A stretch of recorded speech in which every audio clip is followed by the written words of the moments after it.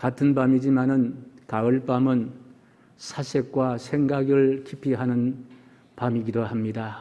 그래서 오늘 저는 가을이 깊은 밤, 그런 시 한 수를 여러분에 올려드리겠습니다. 가을이 깊은 밤,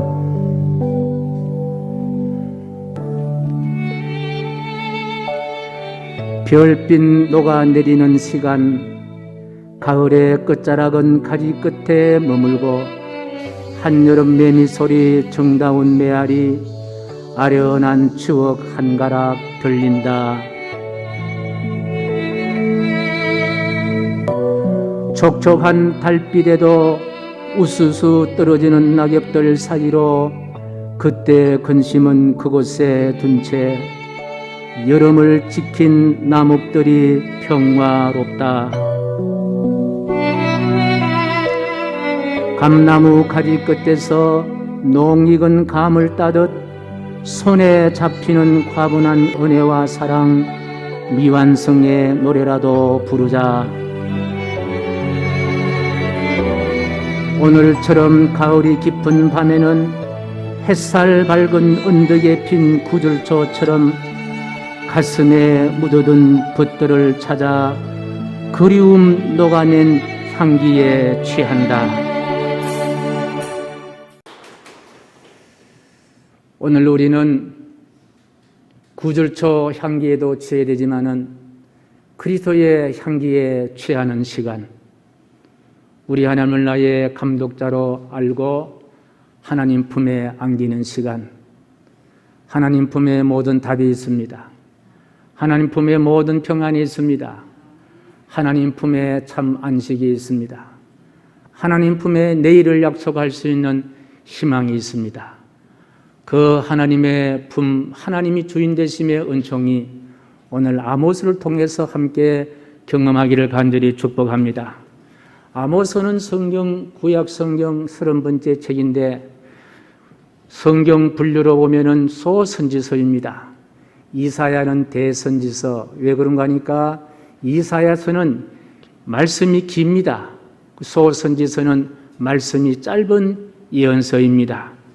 아모스란 성경은 아모스가 기록한 성경입니다. 아모스는 BC 2700년경 남유다 지방의 드거와라는 곳에서 목축업을 했던, 양을 쳤던 목자입니다. 아모스란 이름은 무거운 짐을 지고 있는 사람이란 그런 뜻입니다.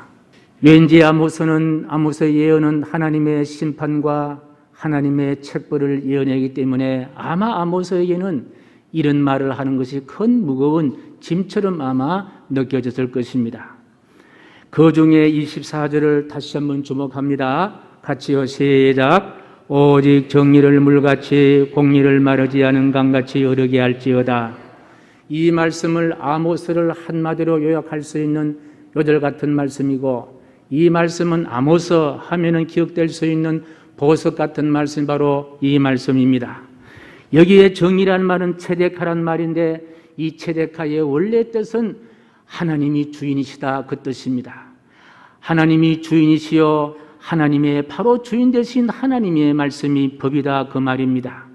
그렇습니다. 정의, 하나님의 주인, 하나님의 법은 변화무쌍하지 않습니다. 바로 재판도 바르게 됩니다. 바로 이 하나님의 주인 되시고 하나님의 정의의 원래의 그 취지는 바로 용서와 사랑이 주요 내용입니다. 공의란 말은 미시파트란 말인데 이 말은 주인 되신 하나님 앞에 만민이 평등하게 행하는 것을 이야기하고 있습니다. 다시 말씀드리면 공정한 저울추와 같습니다. 저울추는 거짓말을 하지 않습니다. 공정하다는 그와 같은 뜻입니다. 지금 북이스라엘에는 정의가 메말랐습니다. 하나님이 주인 되지 않았습니다. 우상이 주인입니다. 용서와 사랑도 없는 북이스라엘입니다. 그리고 모두가 평등하지 않습니다.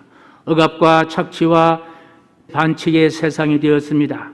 정의가 메말랐고 공의가 없는 사막 같은 것입니다. 그 결과 어떻게 되었습니까? 18절 말씀이에요. 시작. 화 있을진저 여호와의 날을 사모하는 자여, 너희가 어찌하여 여호와의 날을 사모하느냐? 그날은 어둠이요 빛이 아니라. 지금 북이스라엘에게는 화가 있다라고 이야기하고 있습니다. 다시 말씀드리면은 여호와 나를 사모하지만은 여호와 날은 어둠이요 빛이 아니라 그렇게 말씀하고 있습니다. 그리고 이어지는 19절 말씀에는 좀 더 구체적으로 북이스라엘에 당한 화가 기록되어 있는데 같이 시작. 마치 사람이 사자를 피하다가 곰을 만나거나 혹은 집에 들어가서 손을 벽에 대었다가 뱀에게 물림 같도다. 하나님의 나를 사모하지만 빛이 아니고 어둠이었습니다. 사자를 피하다가 곰을 만나는 지경이니 이제 죽을 수밖에 없는 그와 같은 상황이었습니다. 집에 들어가서 손을 벽에 대니까 이 벽마다 다 뱀이 있는 거예요. 그러니까 끔찍스러운 그와 같은 세상이 되고 말았습니다. 차마 무시무시한 입에 담기 어려운 저주성의 말들입니다. 아모스가 북이스라엘 향한 그와 같은 직설은 여기서 멈추지 않고 21절 22절까지 말씀 보면은 그들이 지키는 절기들 유월절이라든지 오순절이라든지 장막절이라든지 번제와 소제 살찐 송아지를 잡는 희생의 화목제 하나님께서 정하신 절기지만 이런 것들을 하나님께서 받지 아니하신다 그 말씀입니다. 절기 때마다 찬양과 비파한 악기 소리를 잘 준비되어서 예배를 드리지만 그 예배도 거절하시겠다는 말씀입니다. 그러니 한마디로 북이스라엘은 하나님이 버린 그와 같은 나라가 되었습니다. 하나님이 얼굴을 돌려버렸다는 거예요. 간접적으로 듣는 우리의 마음도 얼마나 안타깝고 끔찍하고 참 이렇게 긴장이 됩니까? 정말 아모스는 북이스라엘 향하여 폭탄 같은 그런 발언들을 쏟아내고 있습니다. 아모스는 북이스라엘을 벌집 쑤셔 놓듯이 쑤셔 놓고 말았다는 거예요. 만약에 제가 옆에 있는 모교를 향하여 그 교회는 이상한 교회입니다. 당신들이 드린 모든 예배도 하나님 받지 않습니다. 헌금도 받지 않습니다. 아무리 찬양대가 준비하고 오케스트라를 준비하지만 절대로 하나님은 그것을 받지 않습니다. 당신의 목사는 성서적인 설교가 아닙니다. 완전히 이단적인 설교를 하고 있습니다. 자, 이런 말들을 그쯤에서 제가 쏟아낸다면 어떻게 되겠냐는 거예요. 그쪽 교인들이 그래 맞다. 우리 교회는 그렇다. 그렇게 이야기하겠냐는 거예요. 정말 아모스는 대단한 사람입니다. 주권이 있는 한 나라를 향해 이 같은 독설을 쏟아내는 일이라는 것은요, 절대로 이것이 쉬운 일이 아닌 거예요. 생명까지 버릴 각오가 없다면 이런 저주성의 말을 쏟아낼 수가 없습니다. 무슨 힘이 이 아모스로 하여금 자신의 생명마저 던지고 북이스라엘을 향하여 말을 할까요? 바로 그것은 바로 하나님의 주권으로부터 얻은 구원에 대한 확신이 아모스로 하여금 용기 있는 사람으로 구원에서 벗어난 북이스라엘을 향하여 직설을 쏟아놓을 수가 있다는 말씀입니다. 그래서 아모스 선지자는 북이스라엘이란 나라를 향하여 직설을 쏟아냅니다. 당신의 나라는 지금 하나님이 떠났습니다. 당신에게 하나님의 날은 빛이 없는 어둠입니다. 아무리 준비하고 예배를 드린다 해도 물질을 드린다 해도 하나님은 외면하고 있습니다. 그렇다면 왜 북이스라엘이 이렇게 처참하게 그것도 남쪽 왕국에 사는 이 아모스에 의해서 저주의 직설을 드려야 했을까요? 그건 한 가지예요. 24절이 그 답입니다. 우리 같이 쓰는 시작. 오직 정의를 물같이 공의를 마르지 않은 강같이 흐르게 할지어다. 다시 말씀드리면요, 물같이 흘러야 할 정의가 강같이 흘러야 할 공기가 사라져버렸다는 말씀이에요. 내로남불입니다. 저들도 정의를 말할 것입니다. 공의를 말할 것입니다. 그러나 그것은 하나님의 뜻도 아니고 하나님의 역사도 아니라는 말씀이에요. 그 결과로 죄 없는 자를 내치고 뇌물을 받고 성문 밖에 가난한 자들을 돌보지 않고 먹고 마시는 현실의 일에만 마음을 빼앗겨서 임박한 하나님의 심판을 외면하게 되었고, 몸에는 값비싼 향유를 바르고 사치하며 술을 대접으로 마시고 방탕하며 하나님의 잔열한 정통성이 사라졌지만 아무렇지도 않는 화인 맞은 양심이 되어버리고 말았다는 말씀이에요. 예배를 드리지만 하나님을 향한 경외심은 사라지고 자신의 만족만을 위한 형식적인 예배를 드리게 되었다는 이야기입니다. 그래서 아모스는 다시 5장 2절에 이렇게 말씀하고 있습니다. 시작. 전혀 이스라엘이 엎드러졌으며 다시 일어나지 못하리로다. 자기 땅에 던주며 일으킬 자 없으리로다. 스스로 일어날 힘도 없이 자기 땅에 엎드러져서 일어나지 못하게 되었다는 말씀입니다. 아무도 일으켜줄 자도 자 없이 버려진 가련한 민족이 되어버렸다는 말씀입니다. 입은 있어 사람을 설득시키고 논리는 있어 사람의 이성을 자극할지라도 그들이 구원받은 하나님으로 자녀로서의 삶은요, 빵점이라는 거예요. 점수를 줄 수가 없다는 거예요. 겉모습은 아무리 화려해도 속은 이미 황충이 갉아먹어 내부에서는요, 썩어 문드러지고 있다, 그런 이야기예요. 그래서 아모스는 다시 8장 4절에서 6절까지 읽으면서 그 참혹함이 극에 달랐다는 것을 말씀해 주시는데, 어떤 내용들인가 같이 읽습니다. 시작. 가난한 자들을 삼키고 땅에 힘없는 자를 망하게 하고 거짓 저울로 속이고 은으로 힘없는 자들을 사고 신 한 클레로 가난한 자들을 사고 가진 자들은 겨울궁과 여름궁을 가지고 부를 즐기면서도 가난한 자들에게는 관심을 갖지 아니하고 환난을 당한 자는 버림당하는 세상이 되었다. 왜? 이유가 뭐냐? 정의와 공의가 사라져버렸다는 거예요. 저는 이 말씀을 읽으면서 자꾸의 우리 사회를 생각합니다. 정말 우리 사회는 정의가 물같이 흐르고 공의가 강같이 흐르고 있는 사회인가? 여러분 스스로 한번 생각해 보시고 대답을 해 보시기 바랍니다. 청문회에서 폭로되는 공직자들의 각종 불법 형태들, 그리고 하루가 멀다고 터지는 각종 부정과 비리 사건들을 보면 아모스의 직설은 바로 북이스라엘에 향한 직설뿐 아니라 지금 우리가 살고 있는 우리 사회를 향한 아모스의 직설이다. 저는 그렇게 생각이 되어집니다. 정의와 공의의 부재의 고발은 구약 아모스뿐 아니라 신약에도 있었어요. 그 정의와 공의가 사라진 신약 가운데 가장 큰 사건은 바로 예수님의 십자가의 사건이다. 주님이 지신 십자가, 예수님께서 십자가를 지게 하고 머리에 가시관을 서게 하고 예수님의 양손 양발에 굵은 대못을 받고 옆구리에 창에 찔려 피 한 방울 물 한 방울 다 솟게 하신 사람들, 저들도 정의를 외쳤어요. 저들도 공의를 실천한다고 했지만은 내로남불이었습니다. 이 사실을 예수님은 십자가에 달리시어 처참하게 부서지는, 몸이 부서지는 그 현장에서 예수님은 이렇게 말씀하십니다. 누가복음 23장 30절 시작. 이에 예수께서 이르시되 아버지 저들을 사하여 주옵소서 자기들이 하는 것을 알지 못합니다 하시더라. 다시 말씀드리면 예수님을 십자가에 못 박는 저들은 자신들은 정의를 이야기하고 공의를 이야기한다지만은 예수님은 아니올시다. 저들이 죄를 짓고 있습니다. 저들이 잘못 판단하고 있습니다.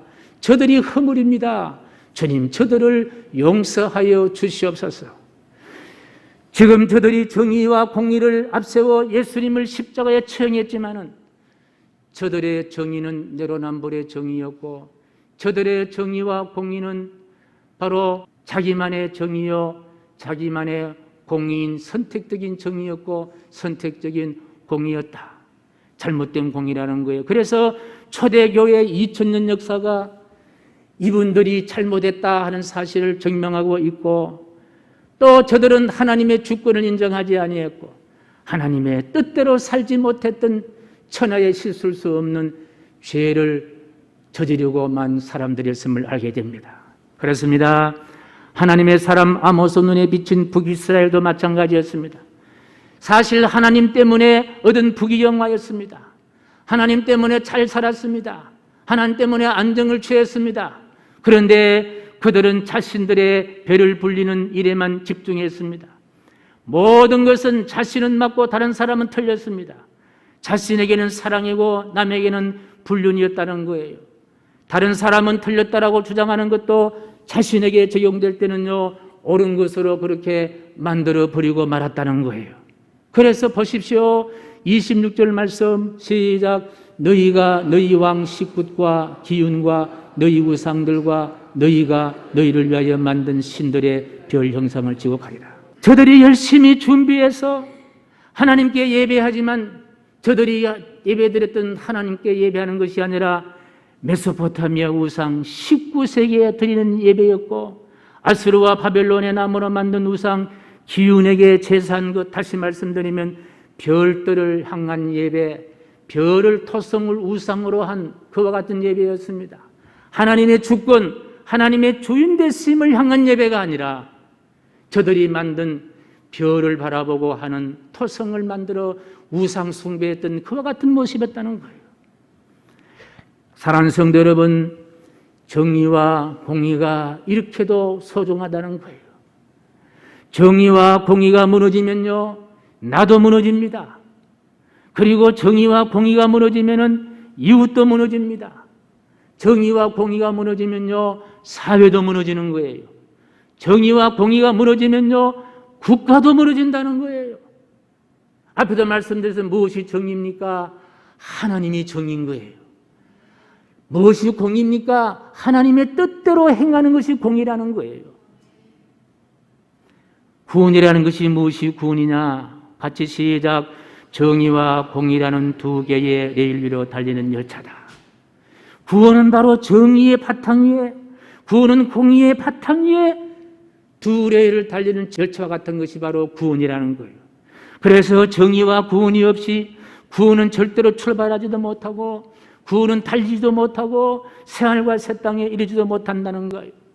구원받은 자로 산다는 것은요, 내 안에 정의가, 내 안에 공의가 살아 움직인다는 그런 뜻과도 같은 말씀입니다. 여기에 자신이 주장했던 정의와 공의가 틀렸음을 입증하는 한 분을 제가 소개하는데, 이분은 바로 울산대 법대 이정훈 교수님이십니다. 내가 매일 기쁘게라는 그런 프로그램 CT에서 소개되신 분인데요, 이정훈 교수는 독실한 불자였고 법사였습니다. 법학을 전공했습니다. 누구보다도 법과 제도의 굳굳이 선자였습니다. 그런데 이 교수는 이상하게도 교회가 미워지기 시작했다는 거예요. 그래서 교회를 핍박하는 일에 올인합니다. 교회를 핍박하는 일을 위해서 단체를 조직하는데, 조직된 단체가 종자연이라는 단체인데, 종교정책자유연구원, 종교정책자유연구원, 종자연을 만들어서 조직적으로 교회를 탄압하는 거예요.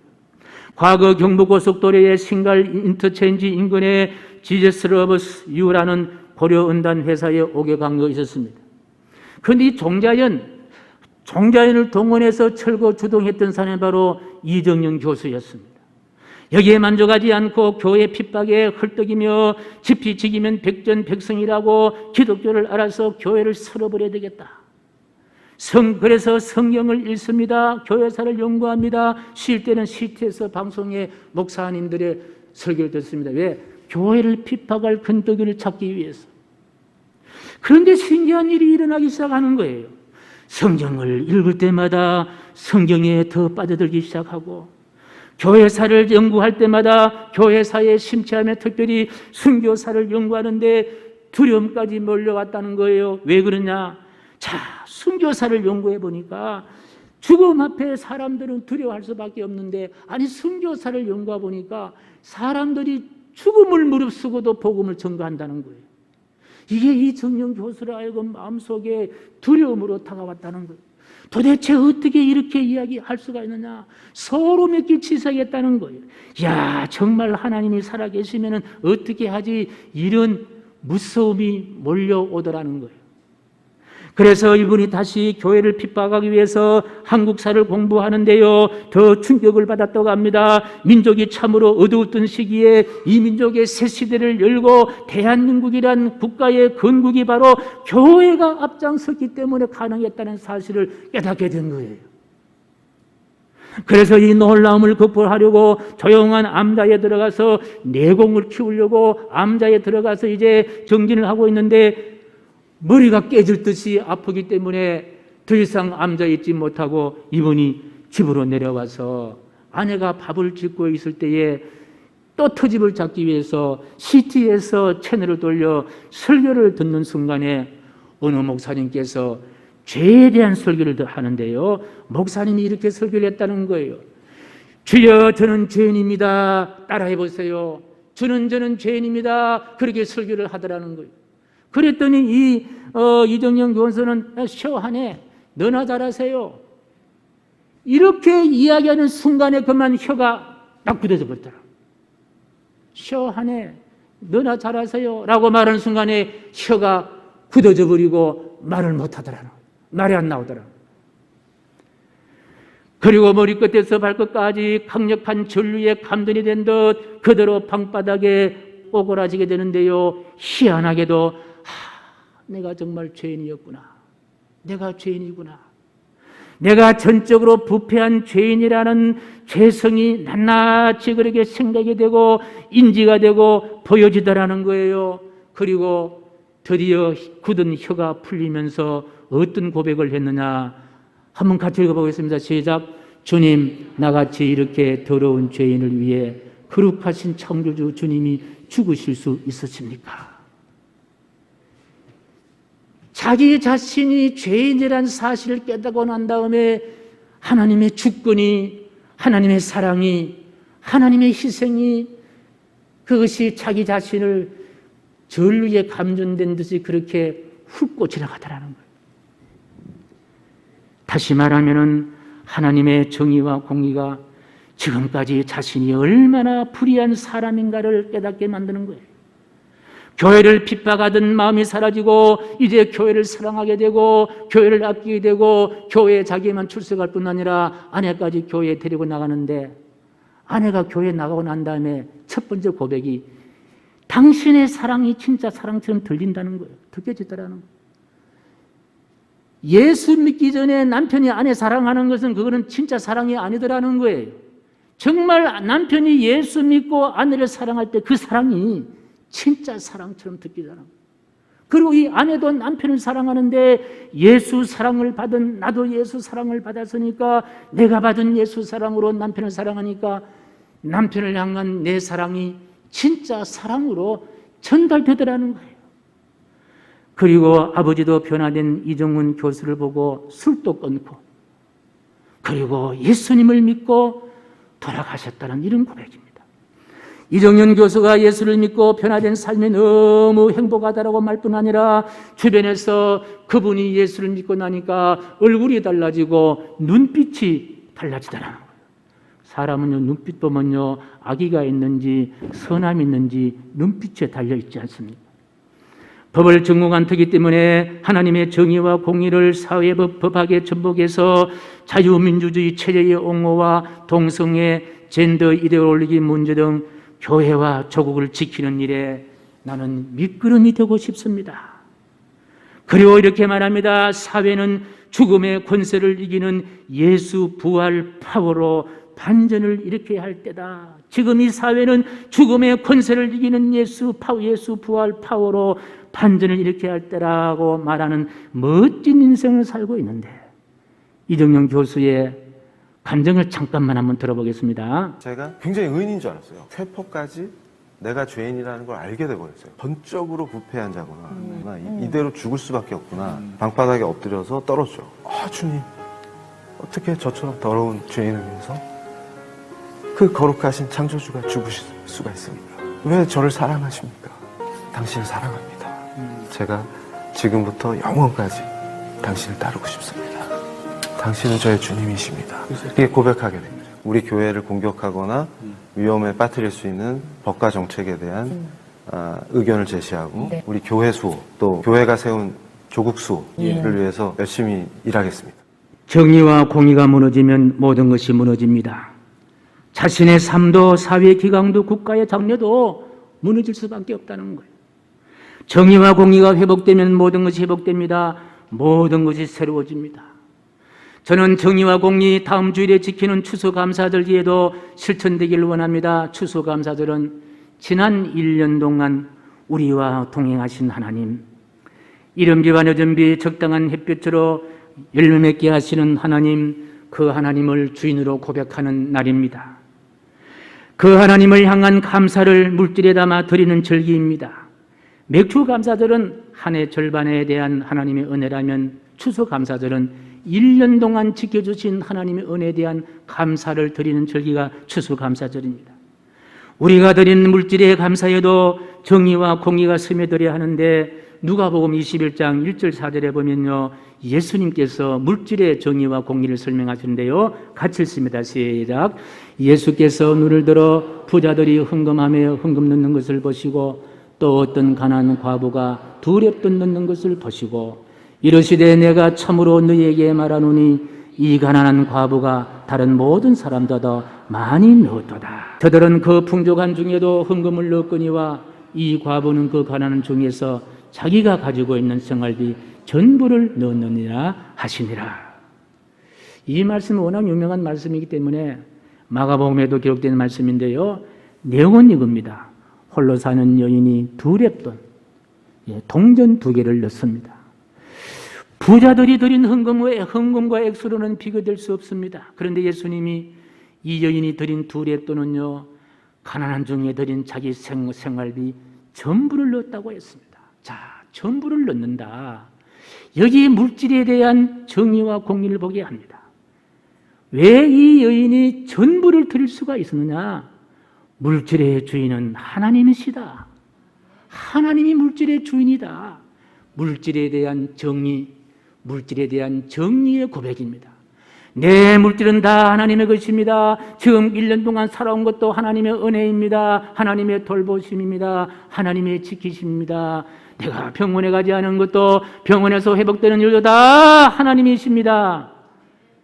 그러니 내 것으로 내 마음대로 사용해서는 안 된다는 물질에 대한 공의로운 행동을 보여주시는 거예요. 저는 다음 주일에 지키는 추수감사절기, 작년 추수감사절 이후에 한 해 동안 하나님을 나의 주인으로 모시고 살았습니다. 하나님이 입혀주시고 먹여주시고 생활하게 하시고 강건케 하여 주셨습니다. 하나님이 나의 삶의 주인입니다. 고백이 불의한 마음이 아닌 정의롭게 고백되기를 간절히 소원합니다. 아까운 마음이 아닌 다 하나님의 것입니다. 하나님이 주인입니다. 라고 고백되는 그것이 바로 하나님의 물질에 대한 정의예요. 그리고 이 물질 나 혼자 사용하는 것이 아니라 하나님께 드려서 하나님이 마음껏 사용하여 주세요라는 신앙적인 고백이 담겨 있는 것이 바로 물질에 대한 공의로운 그와 같은 행동이다라는 말씀입니다.